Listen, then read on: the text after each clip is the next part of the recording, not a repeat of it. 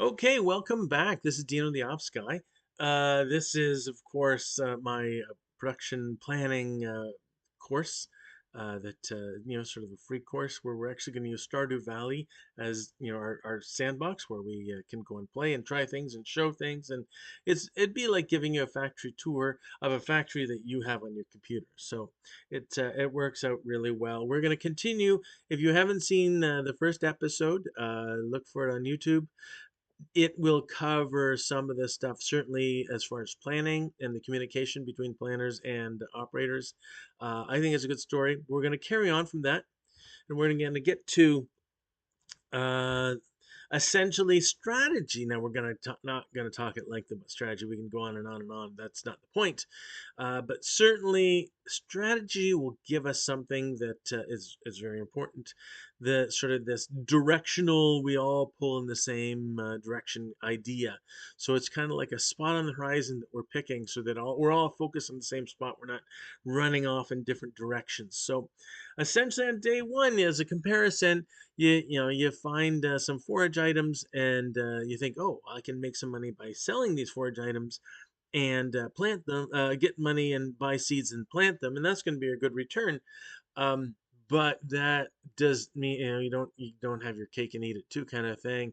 If you sell them, you don't have them, and if you could use them, for example, in bundles, now it's wanting that you need them for your bundle. So all this to say that we have to keep in mind the end goal so that we can align ourselves to do what we need to do. So strategy is a way to make it so that the trade-offs you have to make do not cancel the previous benefits or the previous trade-offs that we've made. So the point is to have all the decisions pull in the same direction. That way we're going to achieve what we want to achieve and get the maximum benefit. So it's going to work out best. So I don't want to get into a bunch of details. Usually, a strategy in the game sense is sort of response to everything that could happen or everything your opponent could do or everything. And I mean, you're not going to get into the minutia, but essentially, in general terms, are you going to, in chess, are you going to dominate the middle? Are you going to, essentially construct, power structures on the sides, those types of things. So for us, the strategy is going to be completing the community center bundles. That gives us a nice long-term view of adding, creating wealth. It gives us access to like the Calico Desert once we do some of the bundles. It gives us access to mine carts. It gives us access to a bunch of things that if we didn't focus on those things, we would not have the advantage of. So there's some benefits to that. I'm not saying it's the only strategy or the right strategy. Someone could argue all we're going to do all day, every day is fish and make a ton of money. That could work too, but that's not the strategy we've decided on. So you don't have to follow the same strategy, but as long as everyone in our company follows the same strategy, then we're going to do the best. So when we get to management, I just pulled this definition from an operations management textbook. I mean, there's a lot of them out there. Some of them more recently are not as good, but this one's an older one, Melnick and Denzler. Um, so essentially, what we're looking at from a process standpoint is the planning, the analyzing, the organizing, the directing and implementing, and the controlling. So as it relates to the strategy, we're going to say, as we're going towards filling the community center bundles, what planning do we have to do? What analyzing do we have to do? What organizing do we have to do? What directing and implementing and controlling do we have to do? And that's going to set the stage for what we're doing for operations management or operations strategy, essentially. So if we're going to do the community center, there's a whole bunch of steps that are involved. So I put a project plan together. It's long and nasty and gangly. Um, but what you see here is every line represents either a specific task that is related to the community center or some interim task that leads up to something that is related to the community center. For example, one of the tasks is summer. There are some bundles where the items in the bundle you cannot get until summer.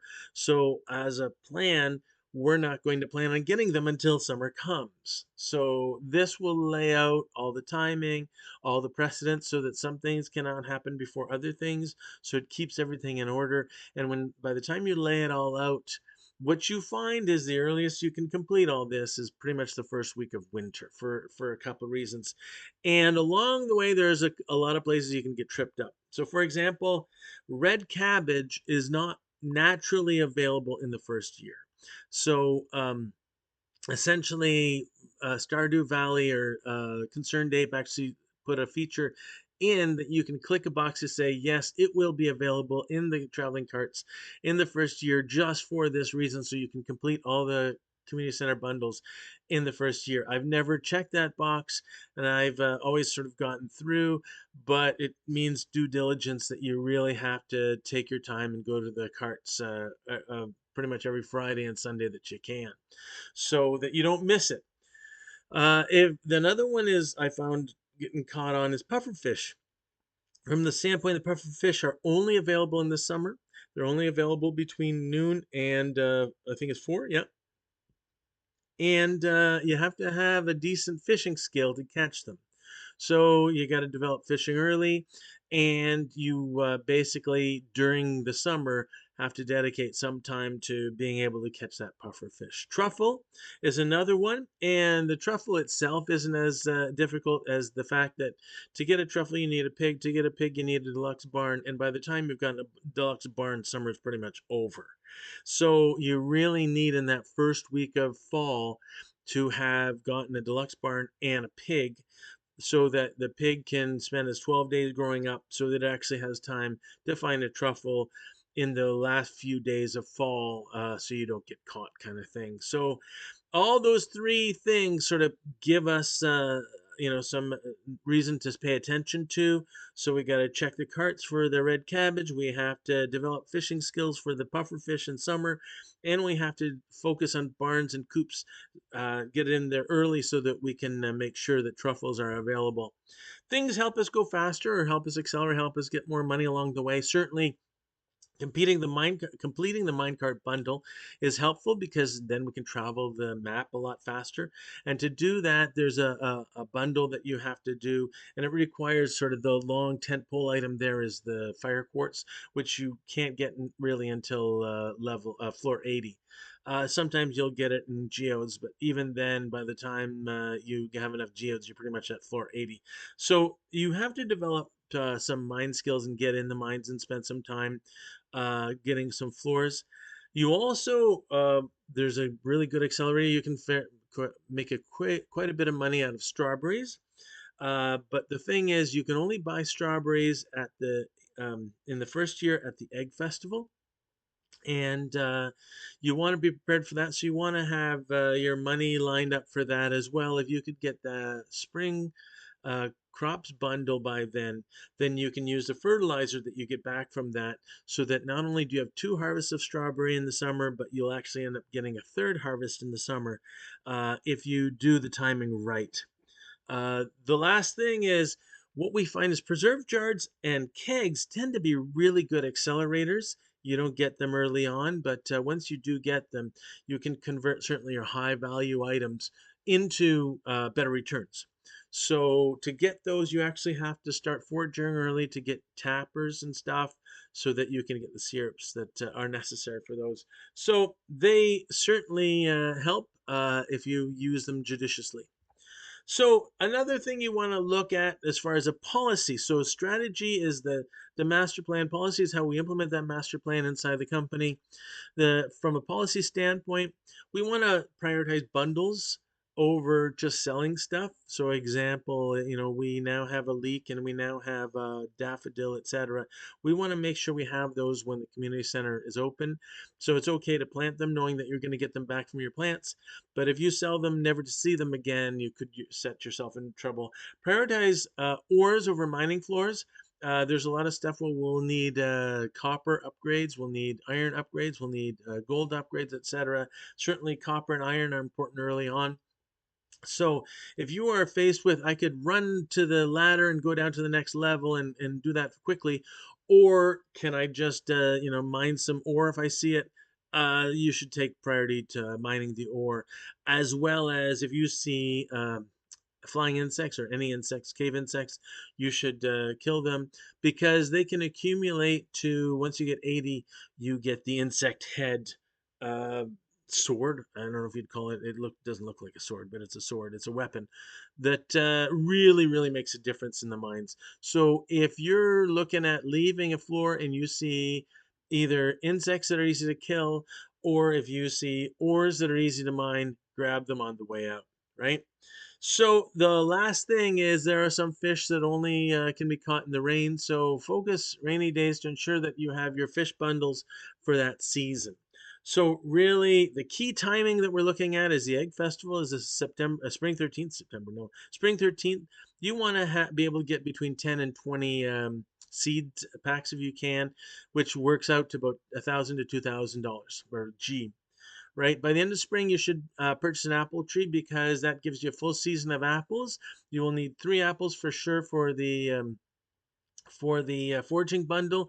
Another apple is helpful on the other. I forget the other bundle that you could use an apple for. It's not necessary but helpful.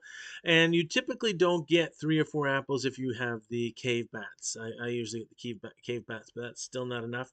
So you want an apple tree with enough season time to actually get those 3 or 4 apples, and you might as well just take advantage of having the whole season so that you want to purchase them before summer comes.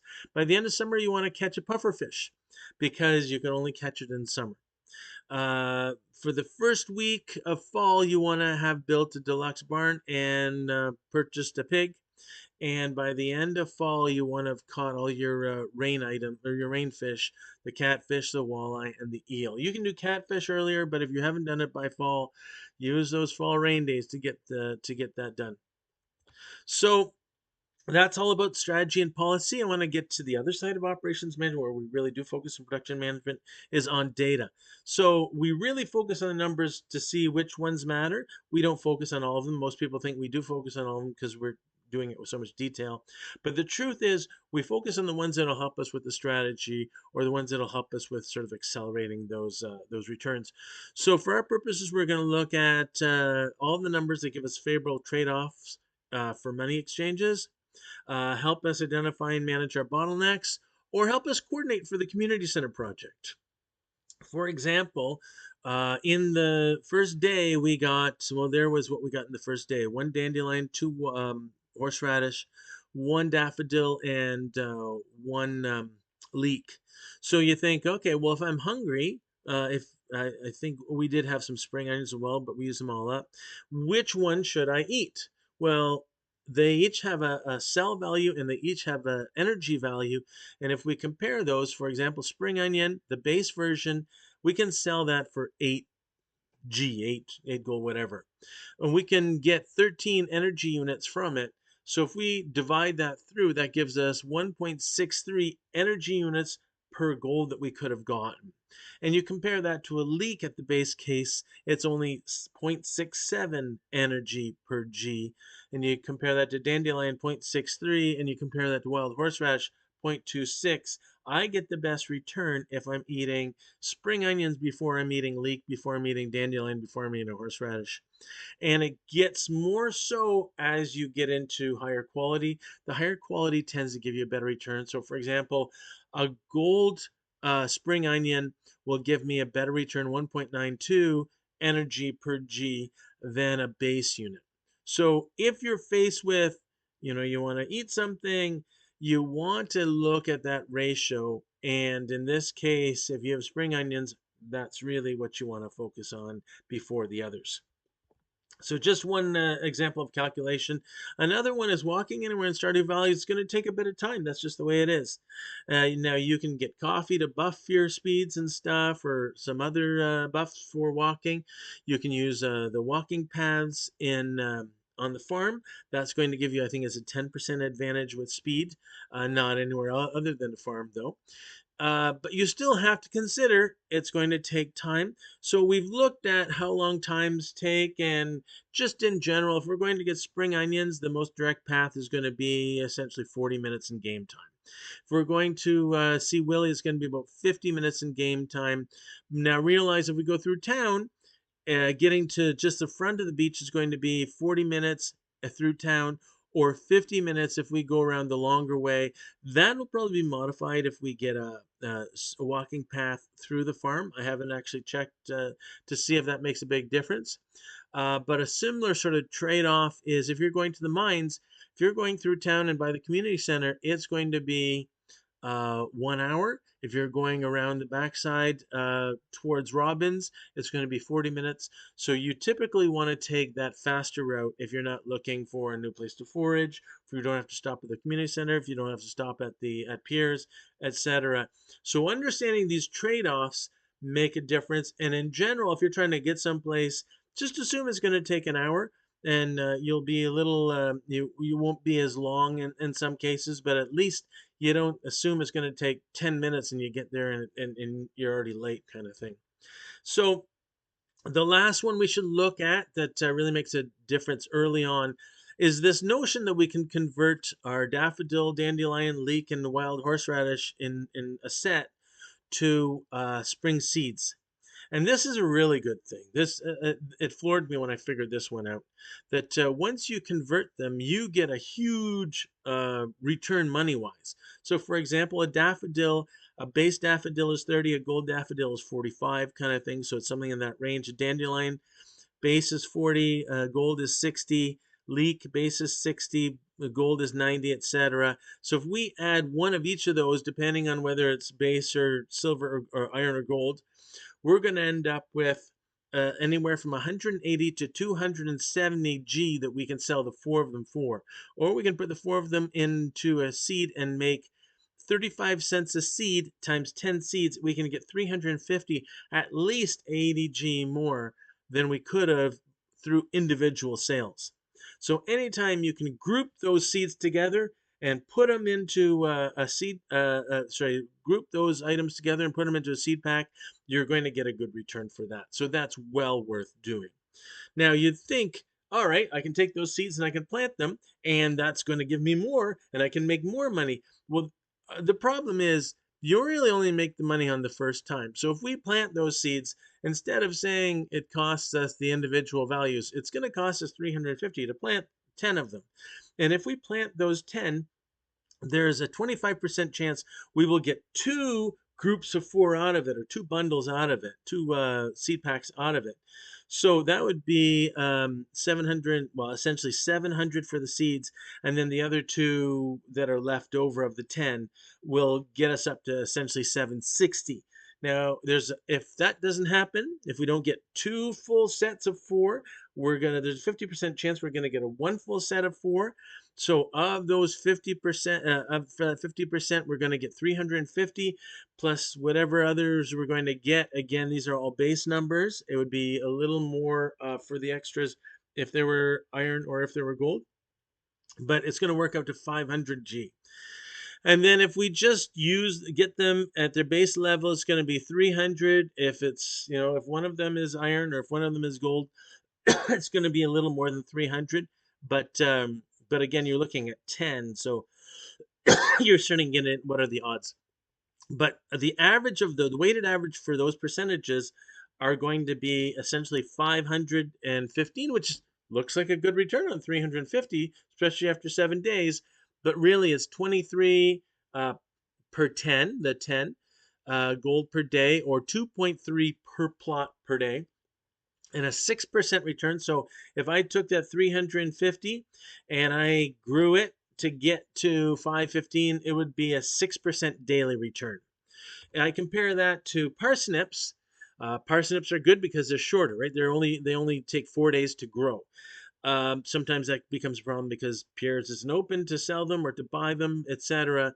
But for those 4 days, I can plant 10 of them for 200, get 350 back on the base level, a little more if it's iron or gold.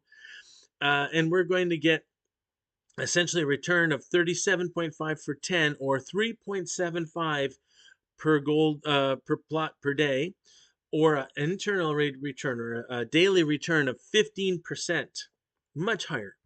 If we look at cauliflower, well, the same calculations. We're going to plant 10 cauliflower. It's going to give us 79.17 or 7.917 per day per plot, with a 7% return. when we compare that to strawberries, there's two different versions with strawberries. If we could get that speed grow, it's a little more. If we don't, it's going to be 10 of them will give us 93.33 or 9.3 per plot per day. Gold, 6% return. If we get the speed grow in there, it's going to cost us a little more. I use the speed grow value for what we could sell it for because we can't buy it at that time. But if we add the $1,000 for 10 seeds plus the $200 for the speed grow, we're going to end up with a sell value of 3,600 after after the third harvest. So that's 160 per 10 or 16 per day per plot and a return of 8%. When we want to compare those, you look at it, the best quick return, the best IRR is 15%. So as long as we have plots that we can add, as long as we're growing our farm and doing more plots, parsnips is the best way to grow because even though it doesn't have a lot of gold per day, it has a lot of return as long as we're growing. Once we've hit about 100, 120 plots, we don't really want to grow anymore until we upgrade our watering can because that's like 3-4 hours a day. So once you hit sort of your maximum of the number of plots, then you're better off doing a cauliflower, a strawberry for sure, or certainly a strawberry with speed grow because the percentage return doesn't help us as much if we can't grow more of them.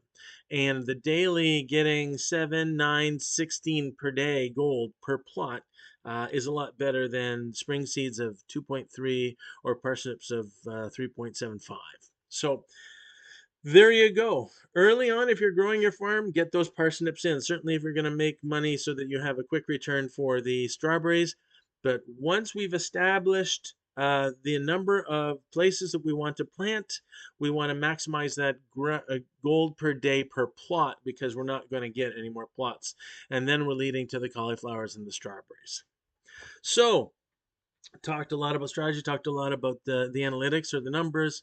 Really, if I want to focus on what we're going to do, what Av is going to do, I really needs to plant those green beans so we can get ahead on the spring crop bundle so that we have in time for the egg festival. We also need to complete the spring foraging. So it's okay if we plant some of those even though we don't get a good return, we can get some return on the stuff that we foraged already and we know it's going to grow. So even if it's a day or two later, that day timing doesn't really affect us as much for the spring foraging because it's just going to give us 30 more of the spring foraging seeds, spring seeds.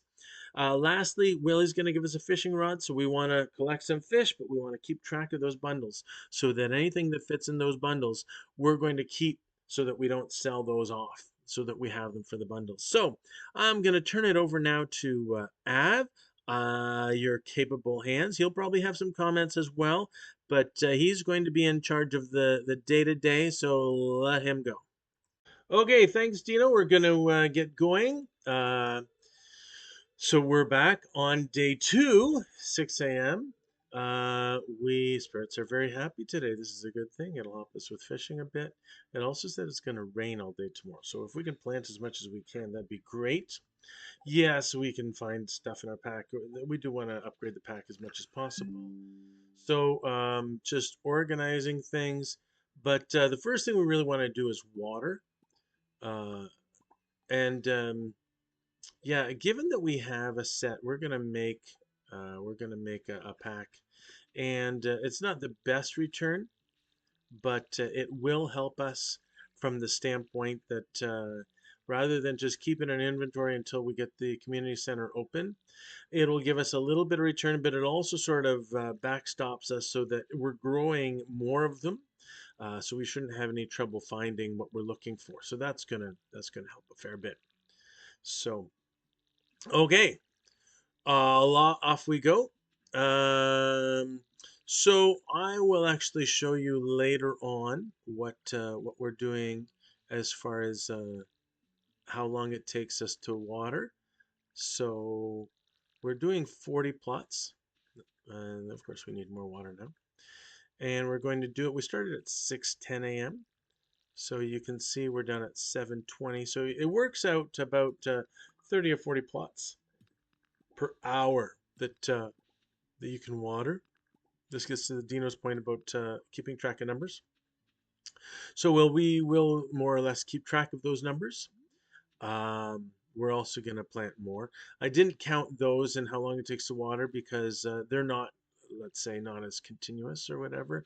So we can always sort of multiply out how long it takes. Get that weed out of there. How long it takes if we want to add stuff, whatever. But it's more important on the continuous side that we say if we know we have this many to water and we haven't added or subtracted anyway. Oh, the train's going by.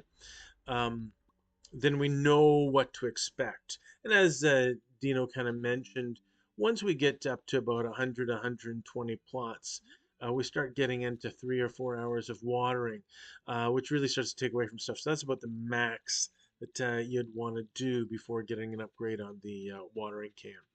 So, okay, we've planted the new seeds, we've watered the old seeds.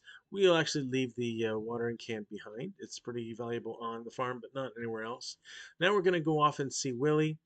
Just take a peek over here to see if there's any more forage items. Nope, no forage items. And along the way, if we see people, we will say hi to them. Certainly, people we haven't said hi to before.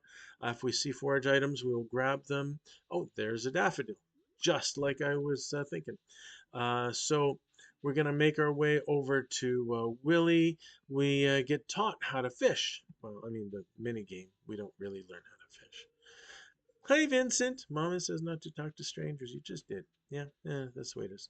So as we get in, we'll figure this out with Willie. Ah, there's Willie, and he's going to teach us. So for some of this, I'm actually going to speed this up faster. And there's, of course, the mini game. If you've played the Stardew Valley before, I'm sure you've seen it. It's kind of funny that the first time they show it to you, it's a lot more erratic than I've seen, certainly for most fish that I fish. So, yeah.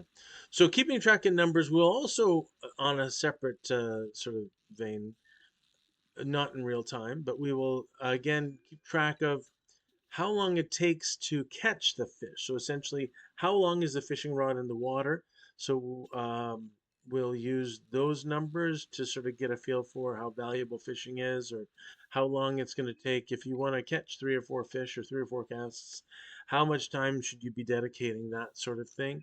Um, it helps out given that at some point we're going to need some fish for the bundles or for quests or whatever the case. So we're almost out of room on our hotbar already, our inventory. Um, More again highlighting that we're going to need an upgrade in our pack fairly soon. So for the fishing, I find if you can sort of pulse faster on the cursor, it tends to not move the needle as far and give you a little more control on what you're doing. So certainly if I find, yeah, see there, I'm into a bit of a speed wobble, I just increase the sort of press rate and I tend to be able to stabilize that a bit now. So I pulled out there because I don't have any room for more fish. So I'd have to buy exactly what I had before. And that sardine I'm not going to sell. I'd like to find a plain sardine if I can, because I can sell that one for more. But we need at least one sardine for the packs. So uh, more seaweed. At least it fits into our inventory easily. So so yeah, we'll fish a little bit more here. Hopefully we'll get something good. And then we're gonna make our way into town. We need to buy some stuff. Certainly, some green bean is important, and buy as much parsnip as we can to get that return, because we're trying to grow our money as much as we can. So wow, this one's really fighting. Almost. There we go. Ah, we got another sardine. Good. Oh, this. Well, either way, it's nice to be able to sell the iron sardine. Oh, we got some new stuff. Yeah, let's sell it. So that jelly is actually really valuable. I think it's like 200 to sell, but at the same time, and maybe we're selling. But at the same time, I like to keep it for the fish smoker later on. It may not make a lot of sense given that it's almost like, let's say, fall or winter before I get this fish smoker. So I've run out of room there, so I just throw. For now, that newspaper is not of any value. You need a recycler to make it of any value. So, but I'm just gonna remember I have those things on the beach, so I can grab them later. And we're still full. We have no room for green beans. So, yeah, so I won't be able to do that. Drop the daffodil, go in, get our two. I guess we're not going to get our green beans this time.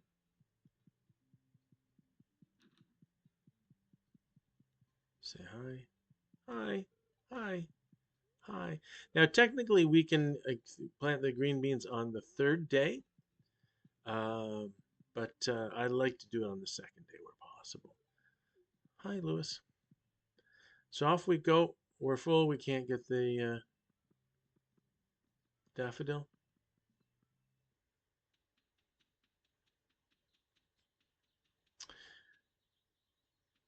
And we are going to drop and plant. So I'm going to leave it there for now, and we will get back. Okay, thanks, Av. We're just going to pick up on some of the data. Now, it's pretty common in operations or production management to take videotape so we can go back and look at timing. It gives good representation. Sometimes you even have the time mark on the screen so you can compare times that way.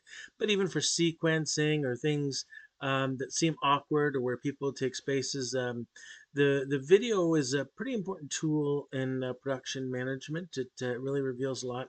So went back over the fishing video and collected some numbers. So we caught, what is that, 8 fish in a period of time. So we're looking at how long it took or how much yield we get out of those fish. It's easy to assume that we can just take, oh, well, it was so much time and we caught 8 fish, so it's so much per fish or whatever. And that's reasonable. But typically, I like to get a little more detail from the standpoint I want the splits. So, for example, not counting the introductory where you learn the game, the mini game. Uh, Basically our first real cast into the water was at 10:10, and we got a fish at 10:20, so that pull time was 10 seconds. And then we put in a 10:20, got a fish at 10:40, so that pull time was 20 seconds. We put in a 10:40 and got one at 10:50. That's another 10 seconds. And while we were holding the fish over our head, sort of, celebrating it, if you will, the time moved to 11. So really, that next pull went in 11, and then came at 11:40 for 40 minutes. And you can see these. So not only is there an understanding of how long it takes as an average time, but you actually get the splits, so you get some details as far as are they up and down disparate, and they are quite a bit up and down. If you look at the distribution, it almost looks exponential, and what I mean by exponential is kind of like waiting for a bus. So if you've waited 10 minutes for a bus and you think, oh, I've already waited 10 minutes, I might as well stick around because even if I think the bus isn't coming or I should walk or whatever, that I got some value for those 10 minutes I want to return. There's no value for that sunk cost. It was exponential. The odds of the bus coming are the same no matter how long you've waited there. So essentially, that's kind of what it looks like. So I'm thinking at any point, if you wanted to pick up your pole and change locations, you haven't really lost anything. If I'm reading the distribution correctly. But then we're going to come down to, okay, well, we took the average 18 minutes. Why not something else? Like, why not the median? Because it doesn't look normally distributed. Well, in this case, I'm going to stick with the average because I'm not looking to see, the next time I go fishing, how long is it going to take before I get that fish? I'm typically thinking if I'm going to take 10 casts, how long will those 10 casts take? And then that's where the average is going to matter. So for example, here, if I know it's roughly 18 minutes of fish, and this is not, looking at a beta or sample size, this is a terrible example, but this will help us just directionally. I'm not trying to use this to solve any problems as much as just give me a finger in the air direction as far as where we should be moving, how it compares. If we find that this is a real important thing, that maximizing how much fish we get is key to the game kind of thing, then I'm going to get a lot more statistics and a lot more detail. But it just doesn't warrant it yet. But if we're saying 18 minutes per, and I'm going to do another 10 casts, well, then for the next 10 casts, I'm going to use 18 minutes per cast. Time 10 casts is 180, yeah, so 180 minutes, or what's that, 3 hours or whatever of game time. So I get a feel. Now, that's not going to be accurate. It's just going to be directionally notional. So but here's some more of the data that we're going to be looking at. We did it this time in the ocean. It may be different in lakes and rivers. We did it at level 0. By the end, I know how this ends. By the end of this episode, we're going to have made it to level 1. Yay! So that'll change. But it's still worth tracking some of this stuff, especially if we get the detail off the videos, which is a lot more conclusive rather than trying to guess based on real time and what you missed and what you thought you saw, etc., etc. So we're going to turn it back to Av. Carry on. Okay, we're back. Um, so, like Dino said, the average time is roughly 18 minutes, and you'd think, well, maybe you should do the median, not the average. But in this case, we're saying we're going to go for 3 casts or 4 casts, and the average matters more than the median. So right now we're just finishing off the day looking for foraging items. It's nice to check sort of these corners. It's also nice to check the other side of the mine. There's some items certainly for leaks and stuff. That's a better spot. Oh, there's a leak there. Yay! Well, and we'll talk to Sebastian. Let's not have anything in our hands. Hey, hi, Sebastian. Um, but we can't get there now because the mine is not open. The guy is still working on that big rock. So, oh, daffodil's good. Oh, we got another daffodil in front of the store. We forgot. Yeah, daffodil's good. Check the little corral. No. All right, let's go back and get the daffodil in front of the store. And we probably even want to get, yeah, let's head down to the beach as well. So we'll check this other side. We're close to exhaustion. Don't want to get into that sluggish mode. I don't see any forage items around backside. Nope. Head to the beach. We'll pick up our soggy newspaper. Yeah, we'll keep it until we get a recycling bin because that'll give us the value out of it. It's actually it can be worth like 500 if you get cloth out of it. But for now, you can't sell it. It just takes up space. Okay, heading back home.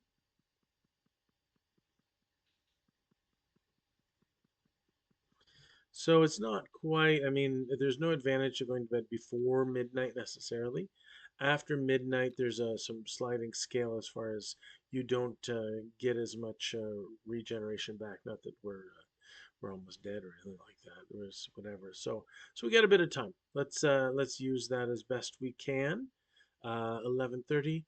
So yeah, I mean we're really low on energy, so we're gonna have to use low energy stuff such as using the scythe, like cutting weeds. So that'll give us some fiber, so we can make. Well, the first thing we can do with fiber is make scarecrows, which keep the crows away, which is nice. But yeah, okay. So we're kind of in the zone where we're ready to go to bed. And drop off all the stuff.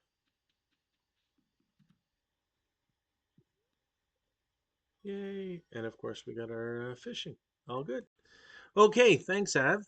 Um, so our plan was to get the green beans in, so we have the festival, and as well to buy more parsnips, so we could keep the money growing, so we can buy the strawberries on the right day. We need to complete the spring foraging, but that's not until day 6. So we did sort of instruct, maybe wrongly so, to plant the seeds. I don't. Again, it's a nice backstop. So we'll get some return for them, and when it comes time to need those seeds, if we haven't picked them up from somewhere else, then we will be able to use what we get from the harvest. The last thing is Willie's going to give us a fishing rod. We did a really good job on the fishing. We got level 1 today. We got the sardine that we wanted, and it's of iron qualities. So if we find a plain sardine later on, we can trade them and keep the plain one and sell the iron. So that worked out really well. I am a bit concerned though. I mean, even with this planning where I'm both of them in perfect communication, I somehow, as Av, forgot, that we should actually have the beans. So thankfully, it takes 10 days to plant the beans. But so if we plant them on day 3, we will get them for the 13th. The only thing is now, instead of just the cauliflower that we have to run and put it in the community center for the bundle, because the cauliflower will only be ready on that day. Now the beans will only be ready on that day as well. But everything else looks good. I think we're well on our way. Next episode, we're going to get into some more structural things like 5S. We're going to talk about 5S next episode, how we're going to organize some of the areas of the farm. And people usually think 5S is just cleaning up. There's actually some production value to it, and I'm going to focus on the production value. And we'll probably get into some other planning aspects, a tool that I call Big Easy, looking at projects that and how we compare projects going forward. So hopefully you're getting something out of this, and we will pick it up next time we see you. So this is Dino the Ops Guy signing off.